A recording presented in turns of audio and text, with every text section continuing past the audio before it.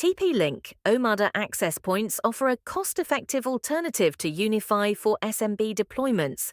The integration uses an external radius server architecture, decoupling hardware management from identity and analytics. Omada hardware typically costs 15 to 30% less than comparable UniFi equipment, and the Omada Cloud Controller is free. Three concepts underpin this architecture.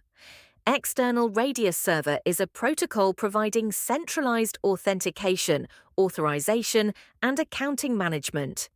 A captive portal is the web page users must interact with before access is granted.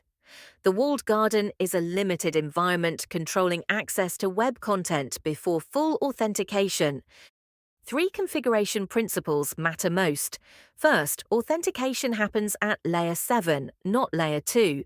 Set the guest SSID security mode to none. Authentication occurs via the splash page and radius server. Second, disable HTTPS redirect.